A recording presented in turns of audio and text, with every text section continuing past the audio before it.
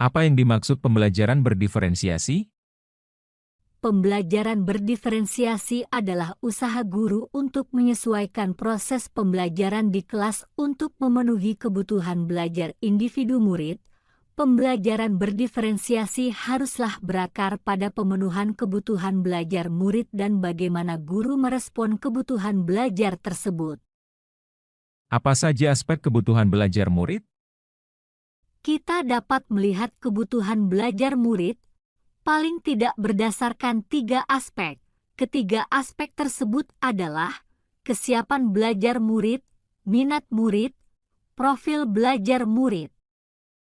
Coba jelaskan ketiga aspek tersebut. Kesiapan belajar adalah kapasitas untuk mempelajari materi, konsep, atau keterampilan baru. Sebuah tugas yang mempertimbangkan tingkat kesiapan murid akan membawa murid keluar dari zona nyaman mereka dan memberikan mereka tantangan, namun dengan lingkungan belajar yang tepat dan dukungan yang memadai, mereka tetap dapat menguasai materi atau keterampilan baru tersebut. Minat merupakan suatu keadaan mental yang menghasilkan respons terarah kepada suatu situasi atau objek tertentu yang menyenangkan dan memberikan kepuasan diri. Profil belajar mengacu pada cara-cara bagaimana kita sebagai individu paling baik belajar. Tujuan dari memperhatikan kebutuhan belajar murid berdasarkan profil belajar adalah untuk memberikan kesempatan kepada murid untuk belajar secara alami dan efisien. Berapa macam pembelajaran berdiferensiasi? Pembelajaran berdiferensiasi terdiri. 1. Diferensiasi konten merujuk pada strategi membedakan pengorganisasian dan format penyampaian konten. Konten adalah materi pengetahuan, konsep, dan keterampilan yang perlu dipelajari murid berdasarkan kurikulum. 2. Diferensiasi produk merujuk pada strategi membedakan produk hasil belajar murid, hasil latihan, penerapan, dan pengembangan apa yang telah dipelajari. 3.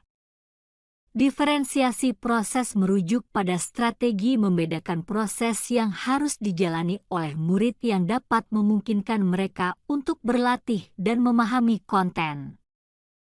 Mengapa pembelajaran berdiferensiasi dapat berhasil? 7 alasan pembelajaran berdiferensiasi dapat berhasil. 1. Pembelajaran berdiferensiasi adalah bersifat proaktif. 2. Pembelajaran berdiferensiasi lebih bersifat kualitatif daripada kuantitatif. 3. Pembelajaran berdiferensiasi berakar pada penilaian. 4. Pembelajaran berdiferensiasi menggunakan beberapa pendekatan terhadap konten, proses, dan produk. 5. Pembelajaran berdiferensiasi berpusat pada murid. 6. Pembelajaran berdiferensiasi merupakan perpaduan dari pembelajaran seluruh kelas, kelompok dan individual. 7. Pembelajaran berdiferensiasi bersifat organik dan dinamis. Demikian pembelajaran kita kali ini. Jangan lupa subscribe, like, dan komen ya. Terima kasih telah menonton.